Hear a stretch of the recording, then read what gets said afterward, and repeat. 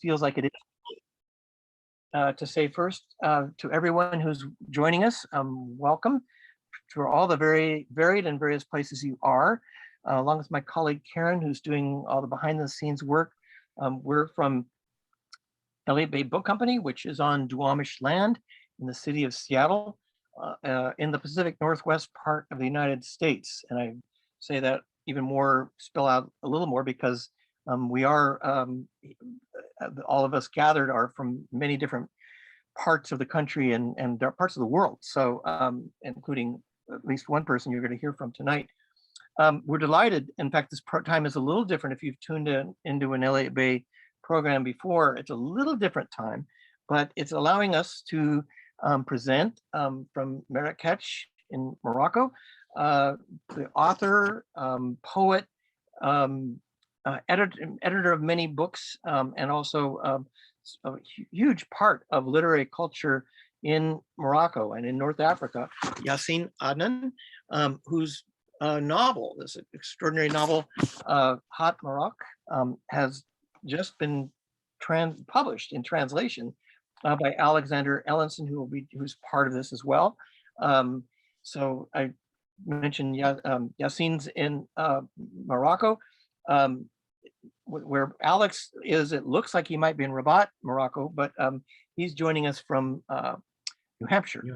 And then also part of this program will be a writer I've known well over the years, Laila Lalami, who's joining us from Southern California. So we've got right there three vastly different time zones. Today you'll get to hear from all three of these people. I mean, Yassin, for whom this is the first time he's been introduced as an author to readers here in the US and to wherever else people are joining us.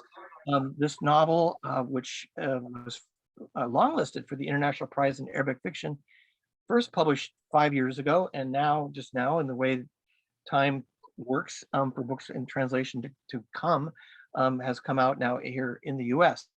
I won't say more about the book because I think that's what will get drawn out in the conversation and in the reading, which you'll get to hear some in Arabic, and Alex will read in English, and navigating and moderating all this will be Laila herself from Morocco, who let me work on some biographies here because there's three of them just to say things about. Laila has read at Elliott Bay numerous times over the years, and used to live in Portland, so she's even, she's still on the West Coast. Most recently, the author of a book that came out in pandemic times, her first work of nonfiction, and she, of course, has been writing a series of really important, timely articles in The Nation and other places. This book called Conditional Citizens on Belonging in America.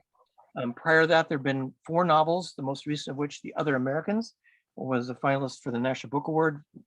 Last time we saw Laila was in a ball gown, and I was even in a tuxedo for that occasion. But we were, talk about an earlier life.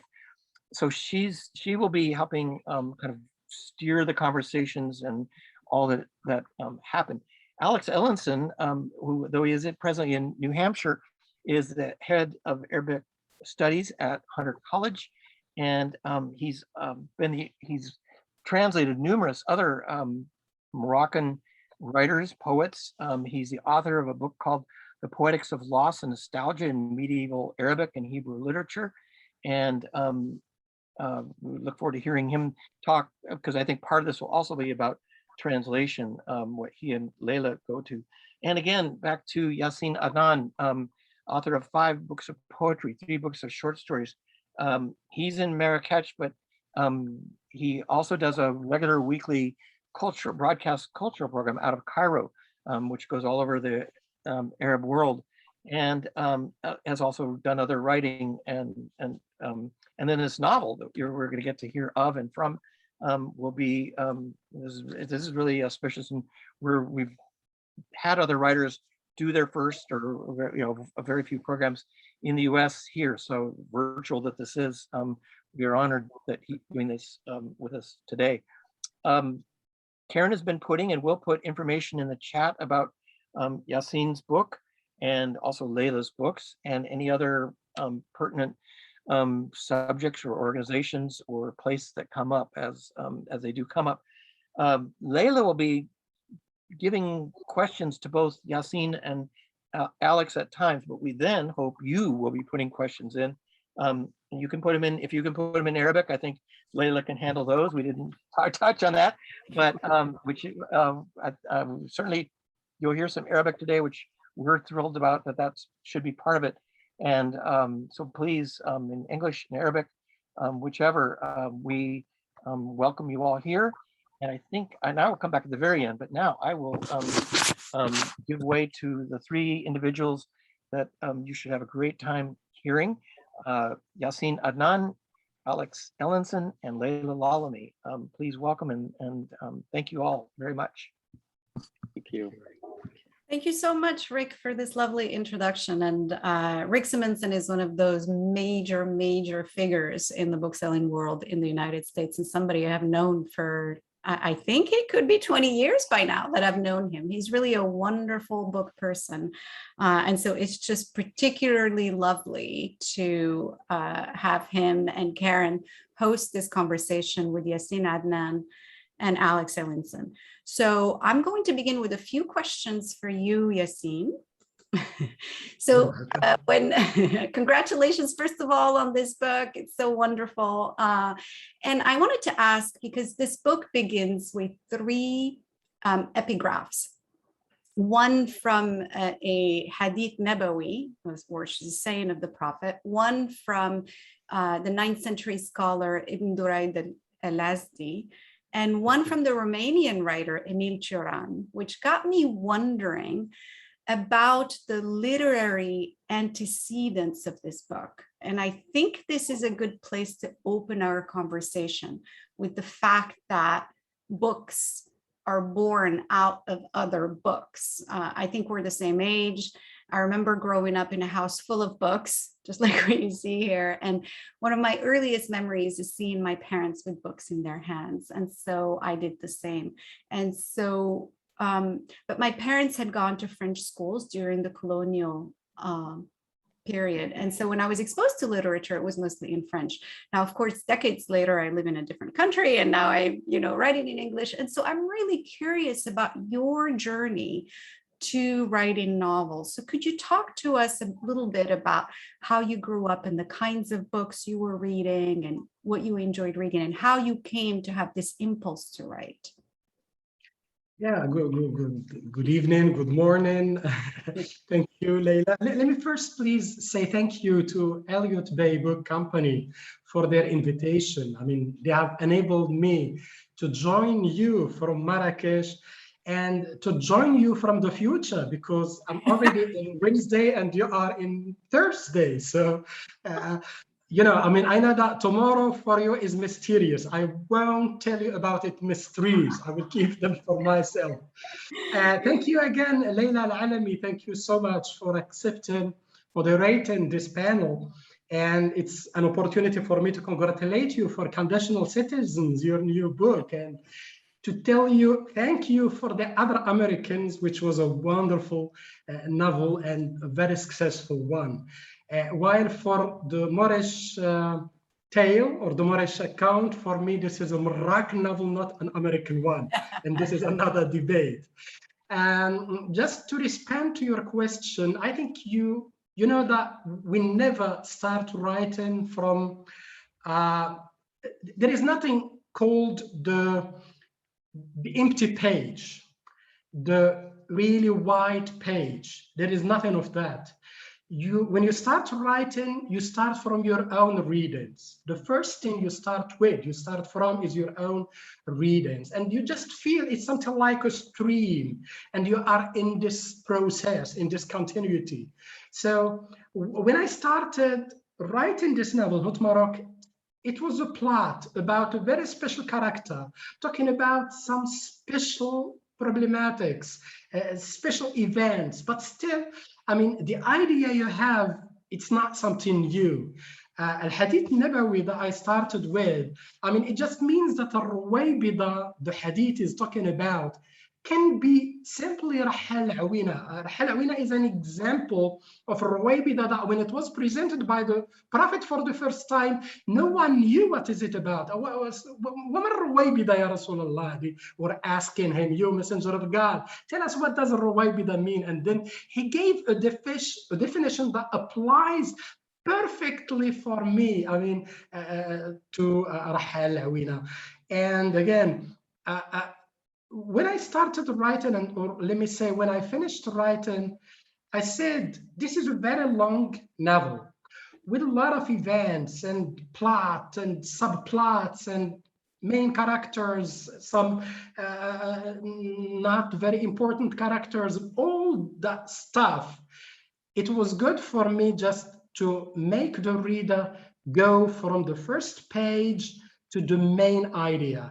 And these 3 epigraphs were something like 3 lamps that I wanted really to lighten at the very beginning, to condition the reading and to make it at least see its path or decide about its path in the big jangle of events and characters.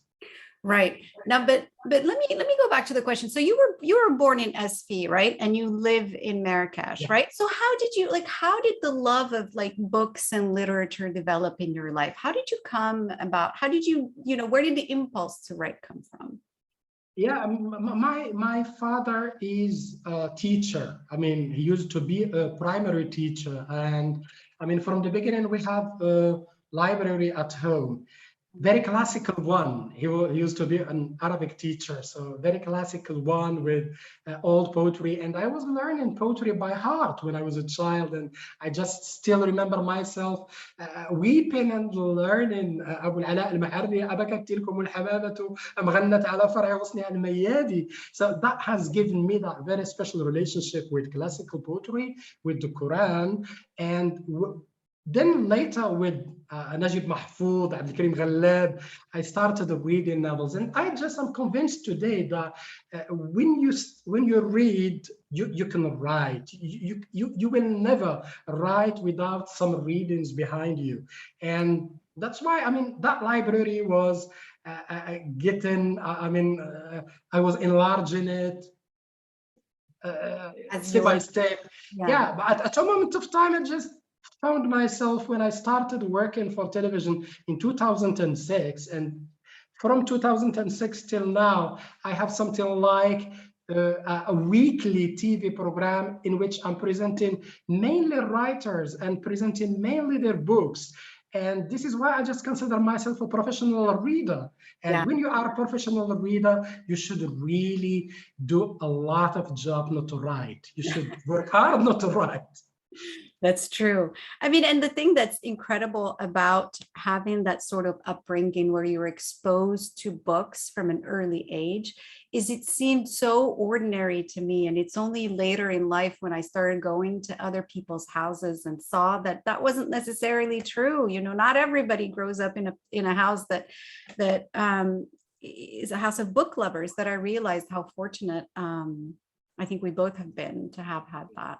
Could you then, so since we're talking about the fact that you can't help but be a professional reader into becoming a writer, so Hot Maroc is your first novel, and it was published in 2016, I think, but it's set in the early 2000s, and it follows the travails of Rahal Awina, whom you describe as a short, slight, with a rat-like face and 2 narrow eyes.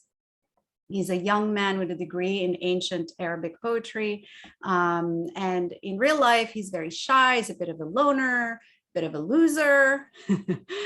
And he says, by the way, he takes issue with being called a rat. He sees himself as a squirrel. Thank you very much.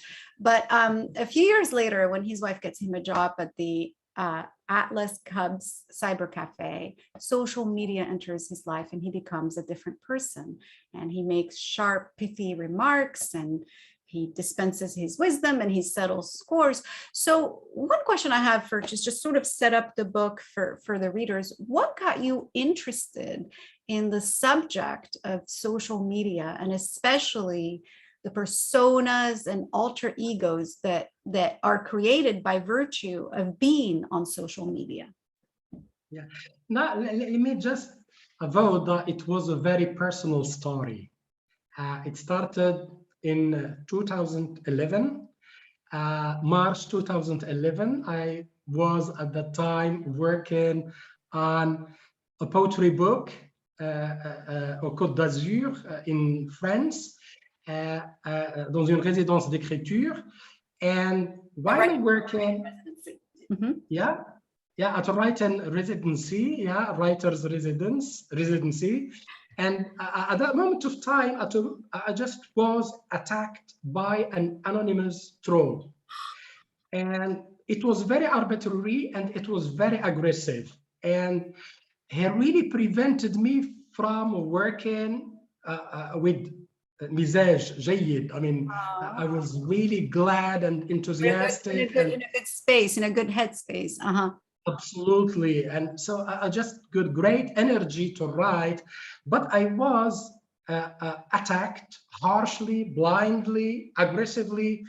And I just was asking the question, who is this anonymous guy who was attacking me in that way?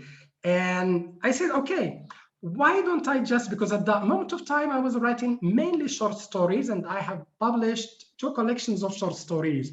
And there is something special about my short story. Most of the times I work on a character, and I can give even the title of the short story, I give the name of that main character to the short story. So I thought of Rahal Awila, and I said, okay, I will write. I should first imagine who is this guy who is attacking me. Does he know me or not? If he knows me, where, how? And it was an exercise. I wanted just to talk about this guy, to understand him. It was my own therapy. It was my own way of getting some kind of therapy. And the problem is that when I started writing that short story in March 2011, I discovered that it was something more than a short story. I stopped writing. I went back to Marrakech, working for a few months, and then I went back to the United States of America, to Montalvo, not far from you, near San Francisco, in California, and I started working on it. Not simply, it's because I have discovered that this is a phenomenon. And I just started asking the question, why we as Moroccans, in Moroccan society, why we have people that want to hurt others in an arbitrary way, بشكل مجاني. بشكل مجاني. I mean, gratuitous way. Gratuitously, yeah. Absolutely, yeah. So it was a question. There is something in society that I should think about. I mean, there is something which is wrong. I should have reflections on. Unfortunately, I'm neither sociologist nor psychologist to work on it and to prepare a PhD on this topic. All what I can do is to write, and Rahal Awila was my way of really trying to analyze this phenomenon. Yeah. Well, that is very empathetic of you, because oftentimes, you know, as somebody who has dealt with trolls on social media, my impulse isn't necessarily to want to be so empathetic towards them. And I think many of us who've experienced that can get so, it's so terrible to be dealing with this subject, that it's incredible that you've, you know, created this character around it. So let me see here about my questions. So it's interesting that you bring up that this episode happened in 2011, because one of the things that your character ends up doing is that it turns out that his, shall we say, his affinity for trolling becomes particularly appreciated by security services in Morocco. And so they begin to use him essentially to spread fake news. What was the reaction of your to your book in Morocco, I wonder? Yeah, anyway, I mean, different reactions. You know, Morocco is there is some multiplicity of Morocco, in fact. So, right. Different reactions, different types of reactions.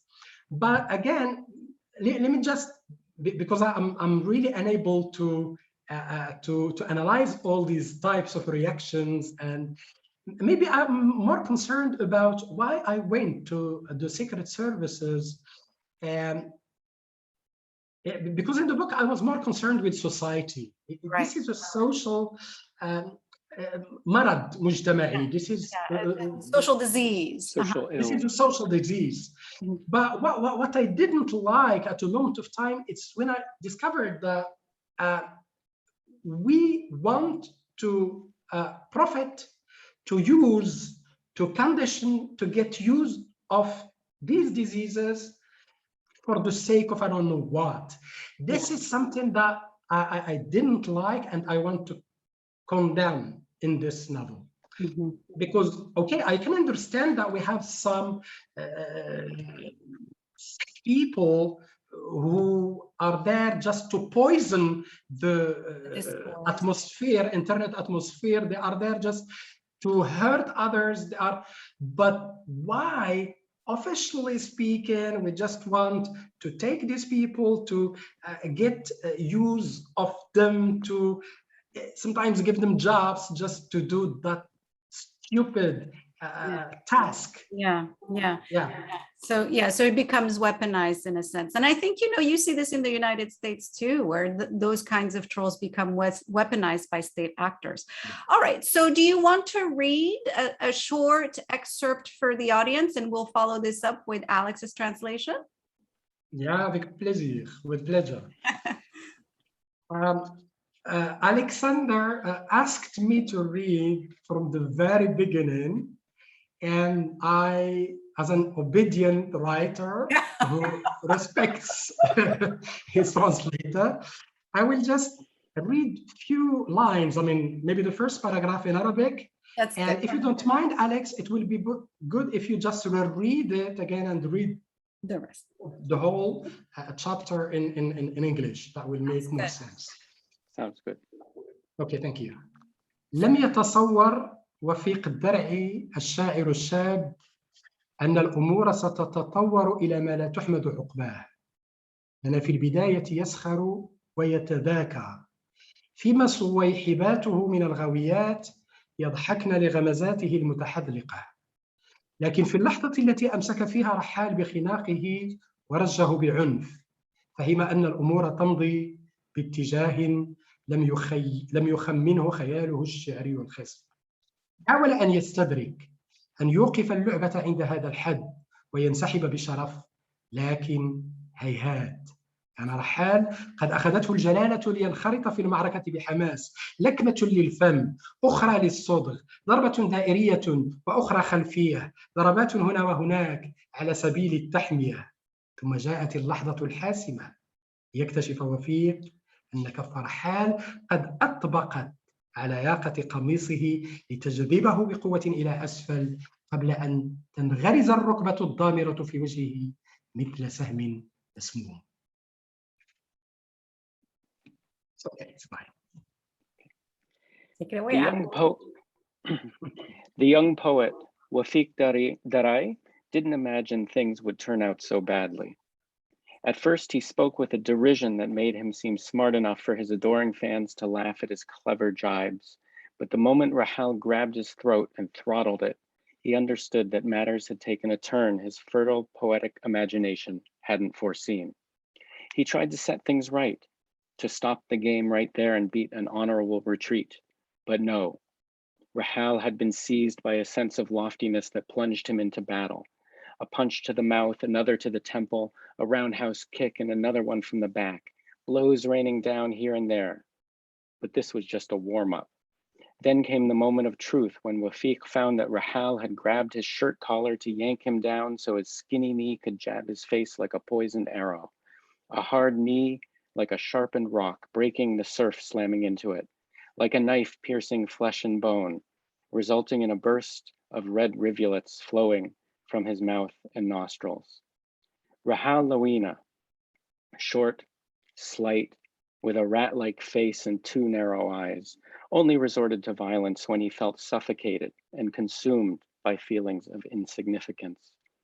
All the way back to those distant childhood days when it had occurred all of a sudden to Khalid Batut to pull him to the ground by his leg. Rahal seized the moment when his perpetrator leaned over to execute his devious plan. He jerked Khalid's head down, then quickly lifted his knee, bringing it up to his face, causing the blood to flow. Same technique, same precision, same lightning quick way of turning his adversary's head a bit to the side, which allowed the knee to find just the right spot in the middle of the face.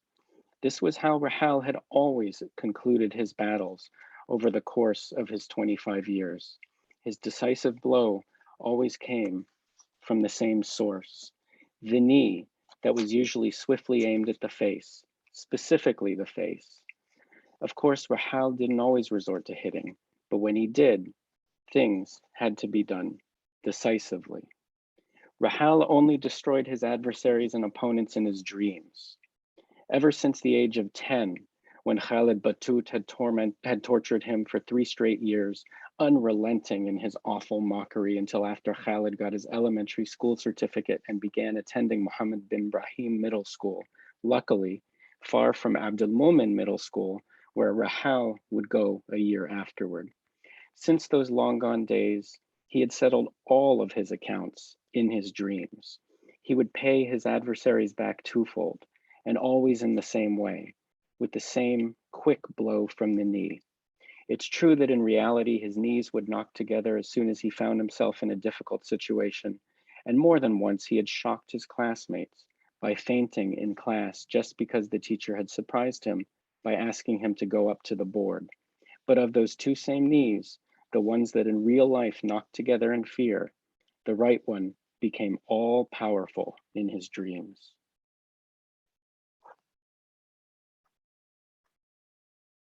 I forgot the first rule, unmute myself. Thank you for that reading, Alex.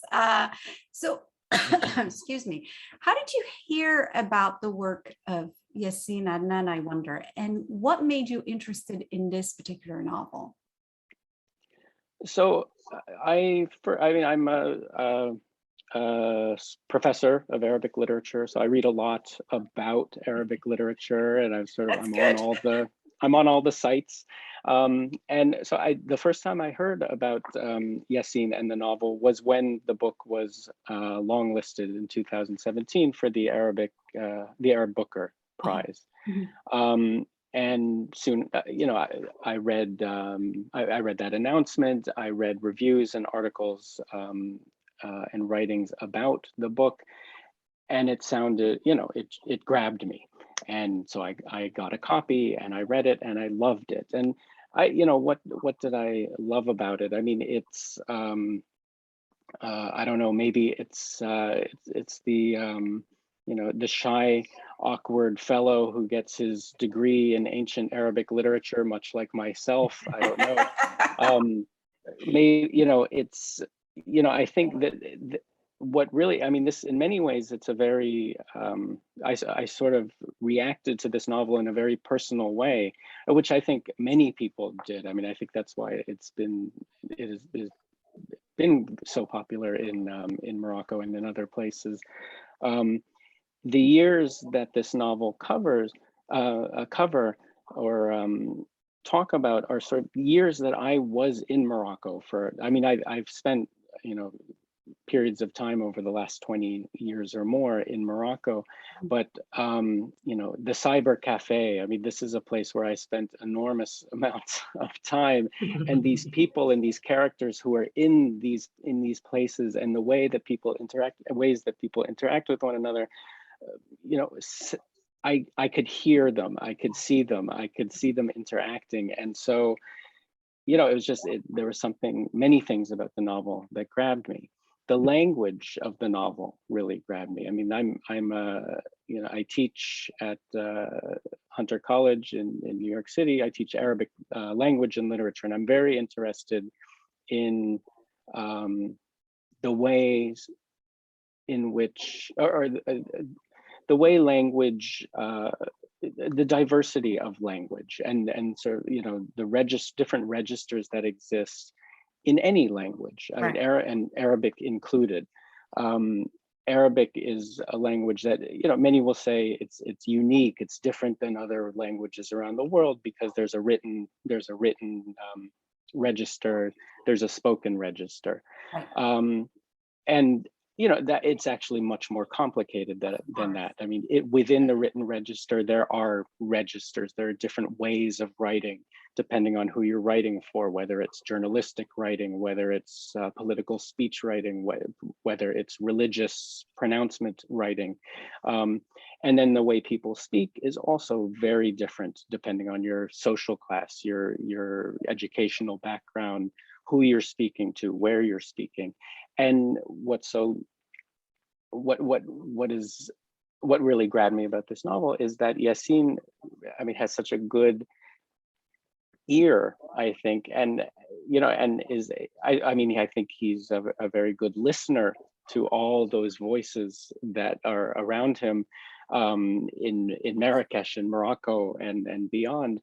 And he writes those voices, and I think it's sort of fascinating and wonderful to sort of hear. I mean, when I read the novel, I hear all the voices. I hear the cacophony of the streets of Marrakech. And this actually was going to be my next question, which is about the challenges of translating a novel from Moroccan Arabic. So you've touched on the fact that Arabic is in a sort of a state of diglossia, and there's the sort of formal variety, and then there's the colloquial variety. But Moroccan Arabic specifically is a phenomenally diverse language. There's a lot of mixing and borrowing and code switching and all kinds of slang terms. And so it's not the easiest, I would say, variety to translate from, but also I think that there are social elements to this novel. So for example, from the demonstrations by the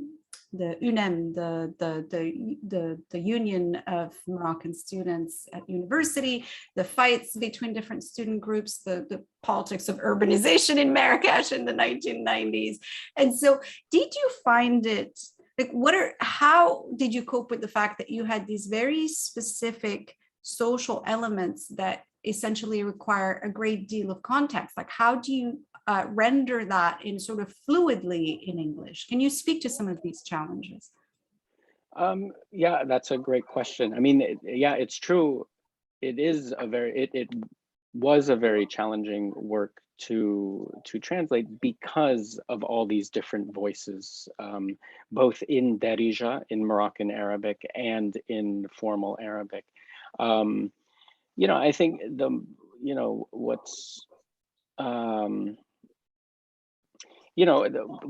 most important thing, I think, I've read, this is how I translate. I mean, I've read this novel so many times, and I can still read it. I mean, I'm still reading it. I mean, I never get tired of it. I mean, this is sort of, one thing that, one of my requirements for something that I'm going to translate is that I need to know that I can read it over and over and over and over again without getting tired of it. And this novel, I never did. And every time, I would go through it, these voices come out. I can hear the voices, or I can hear the voices of the students, or I can hear the voices of the pompous Arabic literature professor, the voice of the pompous Arabic literature professor, or the faux intellectual musings of this particular person, or the sort of the political, the vapid political speech that comes from an election campaign. And so it's really, it really comes from, I think, close listening and close reading. And of course, I was very, very lucky to have Yassin, who worked quite hard with me. I mean, he read things that I would give him things to read, and he would comment, he would correct, sometimes correction, or clarify certain scenarios or certain contexts. and even just the tone, you know, I mean, he would help me with the tone, and I had help with other people as well. This would be a warning for anyone who gives me their email or cell phone number. If I might just randomly send you a question. I mean, I have friends and colleagues that I just, what does this mean, or who is this? You know, so but it's really, yeah, I mean, it's about being attuned to who these people are and where they are, and you know, how they're speaking to one another. And it really is quite fortunate that you had access to the author, and so you can actually send bits of text, because not every, I know from experience, not every translator does that. They don't necessarily get in touch with the author and sort it out. And so when that actually happens and there's more of a collaboration, I think that it can be to the betterment of the translation.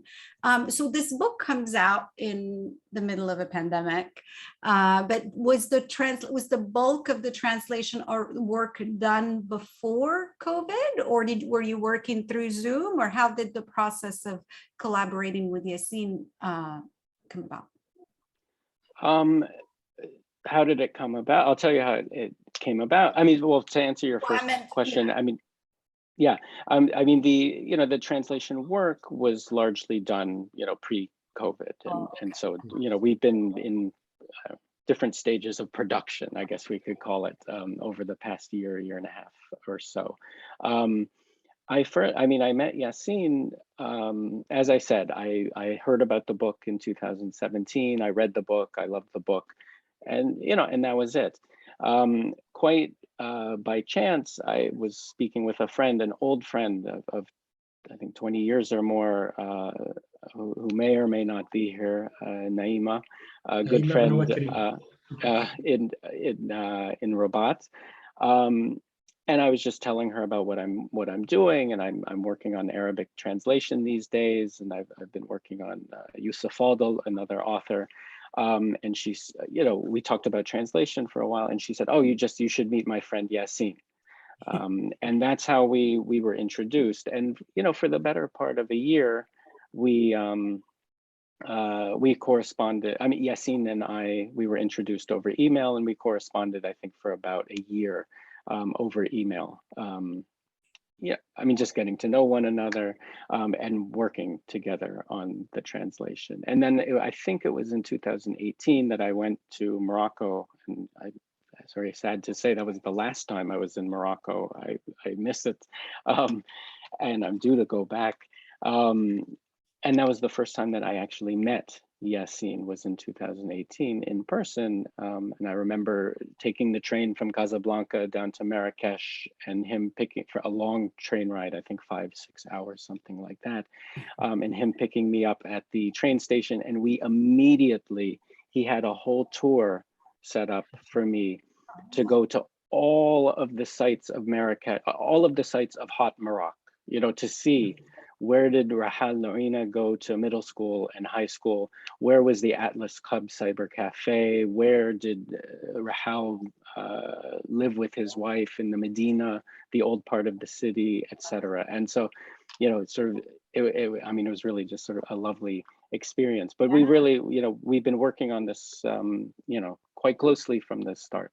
Yeah, and so you basically did the bulk of that before COVID hit.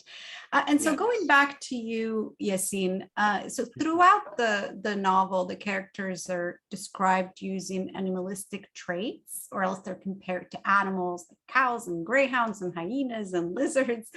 And I was wondering about this particular choice in the novel. What compelled you to give almost everybody? Yeah, I mean, it was a game. It was a very simple personal game. Sometimes, I mean, just you want to build something and you are not sure that it will sustain. Yeah, so you just need some pillars to put your roof on.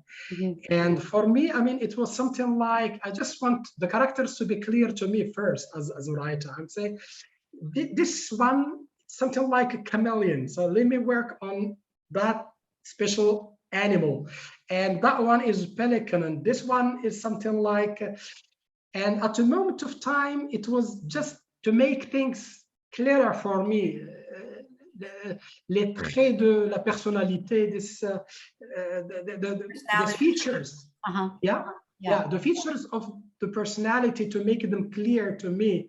I went back and I based myself on animals at a sense, but at a moment of time I said, okay, it can be a game for the whole novel. And then, I mean, petit à petit, it has started to be more interesting to me, because I said, okay, even in campaigns, in our political campaigns, I mean, we are using animals as symbols of political parties. Why don't I just work on it again? And this is how the animal comedy started to get. Yeah. And I just thought it was interesting because it's a novel where there's so much about like people's alter egos, and then on top of that they get this sort of like avatar, which is an animal avatar. So there's like all this game of smoke and mirrors. So let me go back to you, Alex. So most of the Arabic literature that I think I've encountered in translation in the US tends to come from the big powerhouses that we're talking about, like Egypt, so Najib Mahfouz, you know, Nawaz Sadawi and Sonala Ibrahim, and or like, you know, or the Sudan even with Taib Saleh, whom I love. but not so much among Moroccan writers. There's like relatively little that's translated specifically from the Arabic to English. Do you think that there's like that in the future we're going to see more of that? Do you see that is, because I can't think of, this isn't your first book that you've translated from the Arabic, because you've done the work of I believe Youssef Fadel. Yeah. Mm-hmm. So do you see that as something that could change in the future? Do you think that might continue? If you're asking me if I continue, yes, absolutely. Yes.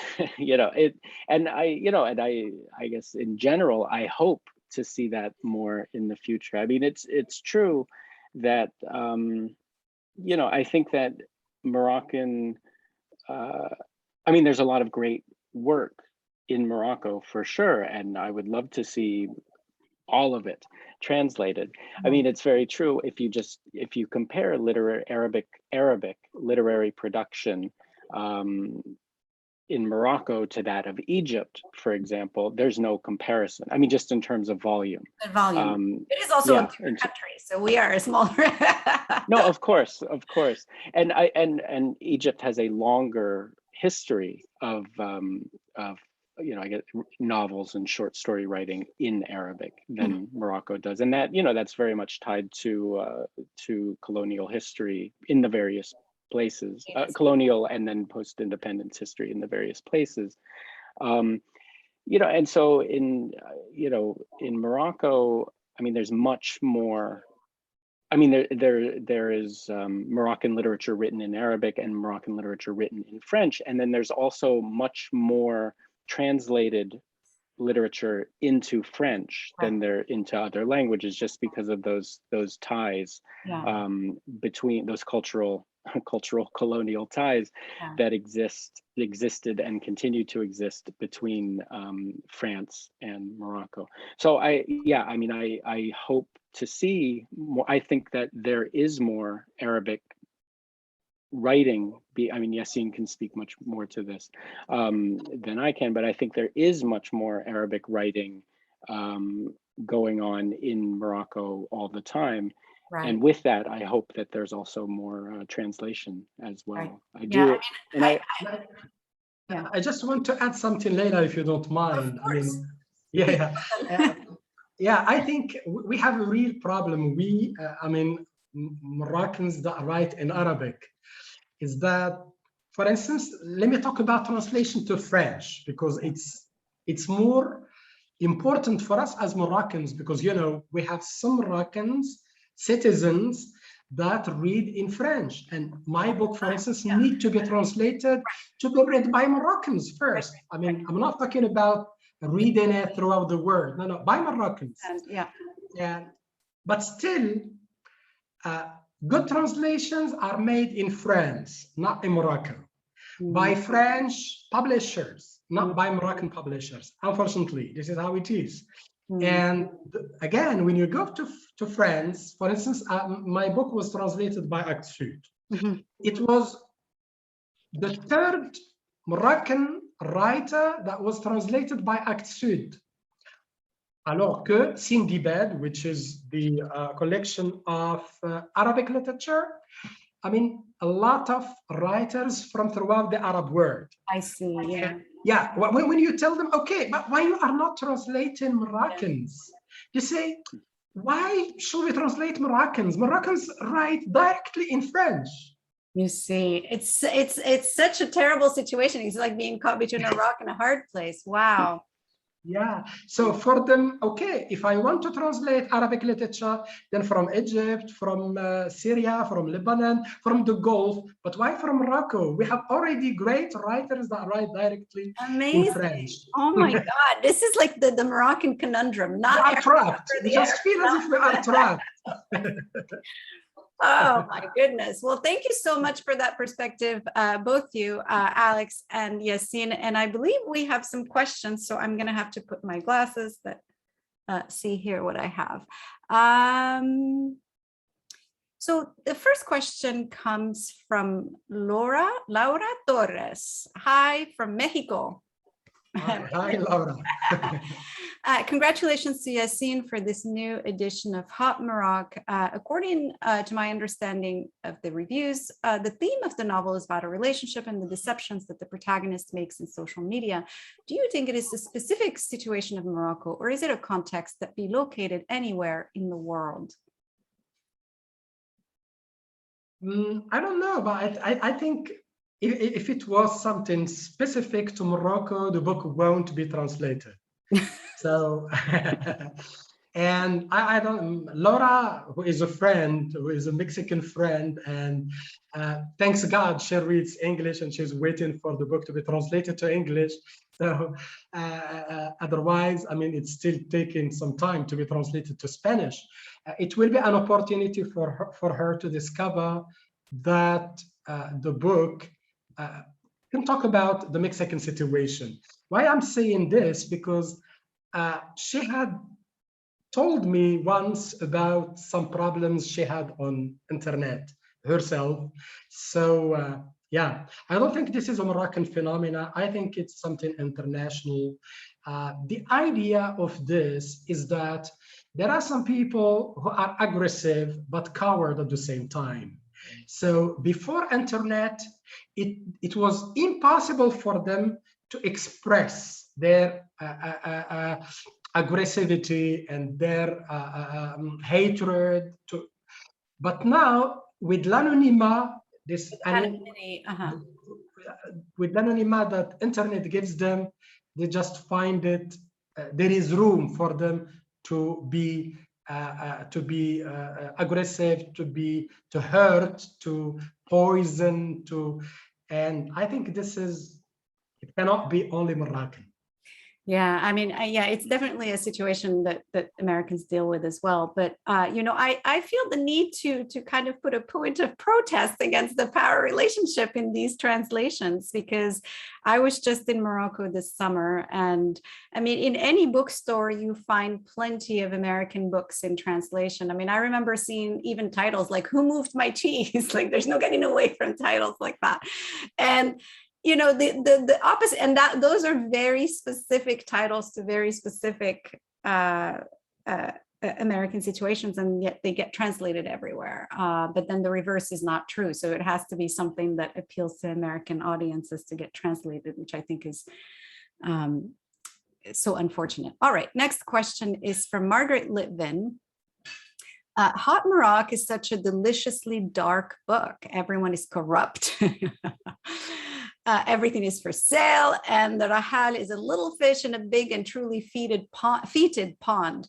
But through this serious social critique, I found myself laughing out loud on every page. Yassin, how did you decide this would be it should be a funny book? And how did you calibrate the humor? And Alex, how did you manage to make it funny in translation? Yeah, it was my psychological strategy, if you want, to deal with, because yeah, at a moment of time I was really depressed. Yeah, yeah. And I'm not sure that a reader will be glad to read a depressed writing by a depressed Now writer. you're telling me.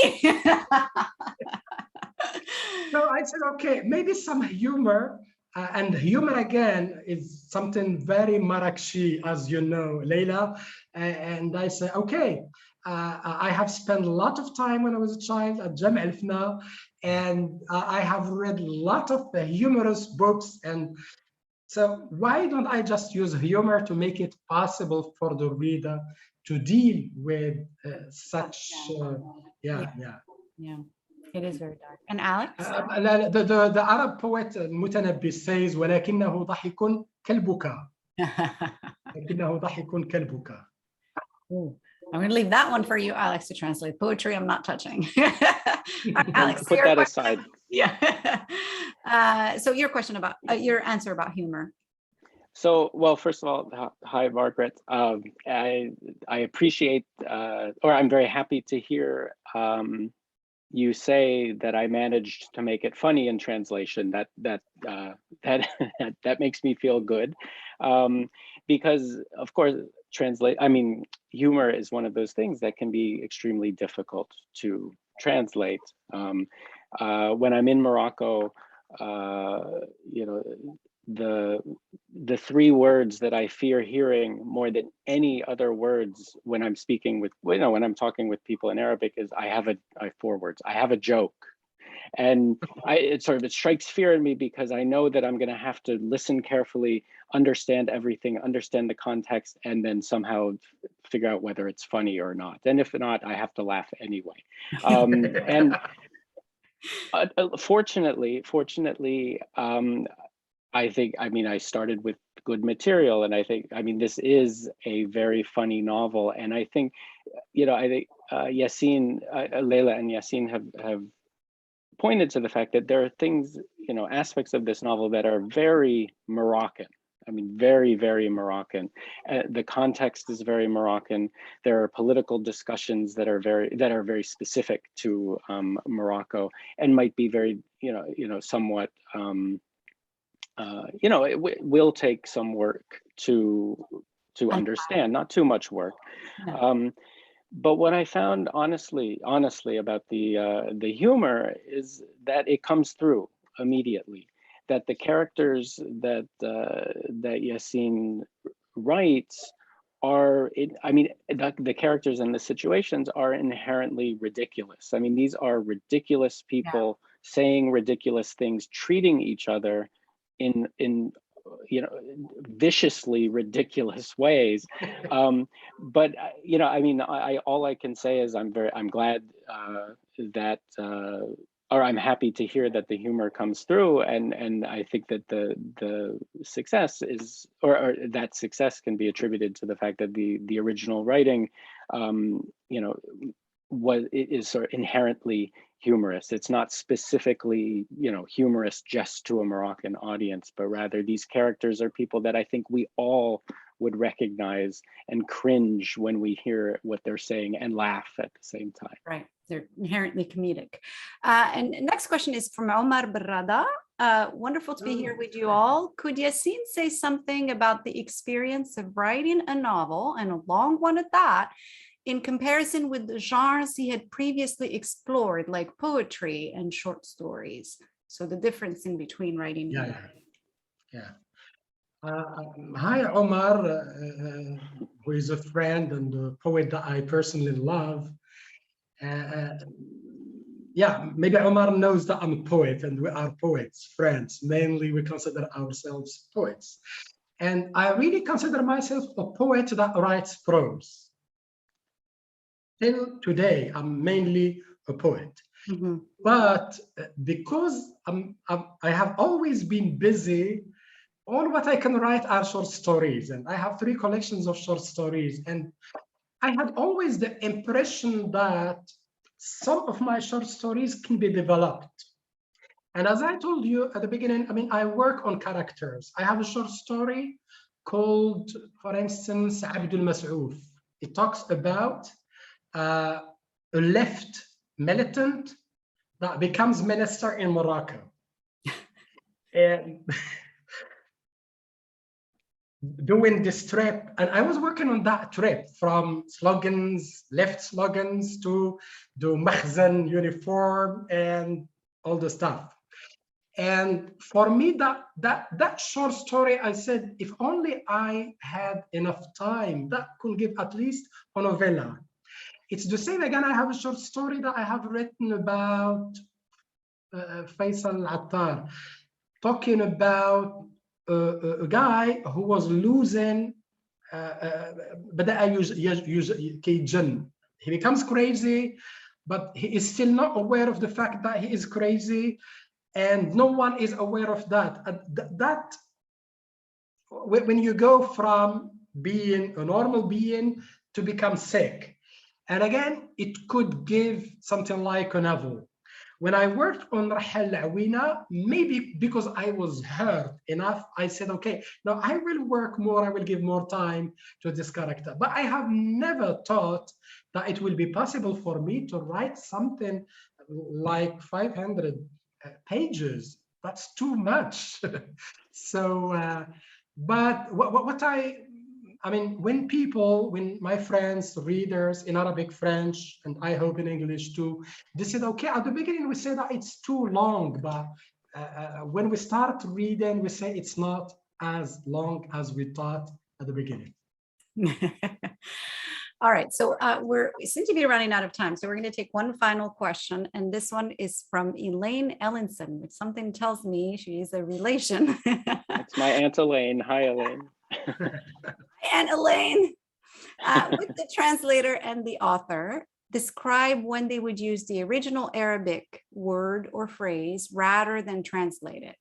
Did you always agree on keeping the original Arabic, or were there times when you had different views on this? Excellent question, actually. So I guess I'll start. I mean, it's always I guess a negotiation between, I mean, translation is a negotiation between languages and a series of decisions and choices. And so, when one picks up this book and reads it, one will find there are words that I've chosen to keep in Arabic.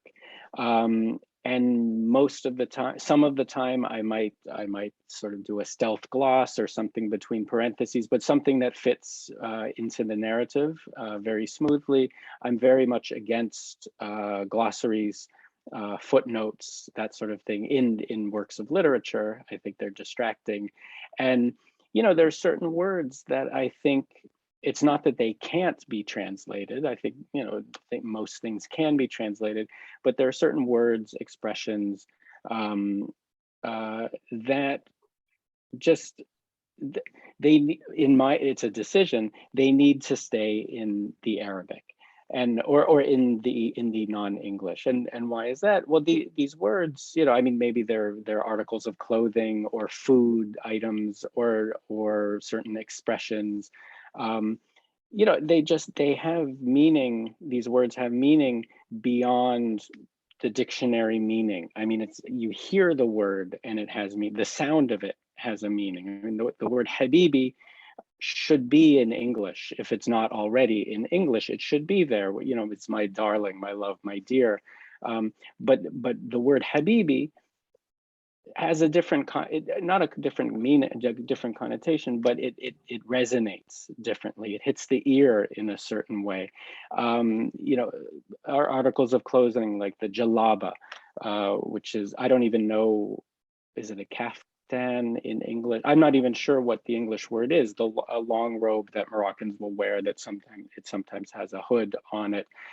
I mean, a jalaba is a jalaba is more than just an article of clothing, but I mean, we see it, we can hear the swish of the fabric when I think of a jalaba. And so there's certain things that I think that just need to stay, or I've decided need to stay in the Arabic. And translation, it enriches the language, the target language. And so, I mean, I know that Laila, in your writing in English, you will sprinkle Arabic words and expressions into your writings. And I've taught a number of your novels, and we talk about, you know, why would an author do this? And it's because, I mean, English should be flexible enough to accept these words, and a reader who is reading these works should be flexible enough and curious enough to either, you know, try to reason out what these words are, or look it up or whatever. I mean, when a person opens a book in translation, they're taking a trip, they're traveling to this other place. And so, you know, rather than hearing everybody say, my dear, my darling, my dear, well, no, we hear everyone saying Habibi, Habibti all the time. And so there are things that I feel strongly about that, you know, they more reflect the place that the work is coming from if they stay in the original language. And what about you, Yassin? Were there moments when you disagreed with some of the negotiation of the language? Yeah, at a moment of time when we were talking about secret services, he used mukhabarat. I told him, but why you are using mukhabarat? Why don't you just translate it? He told me, no, I prefer the word mukhabarat. And in fact, I said, okay, I don't know. I would prefer it to be clear to the American reader. He told me, no, it will be clear. Yeah, that's it's clear from the context, and it is repeated enough times that it will be clear for the reader. And I said, okay, as you like. All right. Yeah. I think, I mean, that example, I might have chosen to include a stealth gloss or something, but that is one of those words that I think to Americans, secret police or secret service, maybe I haven't gotten into enough trouble here in my own life, but that just, it doesn't, I don't think, strike the same sort of fear that the word mukhabarat might strike into a Moroccan.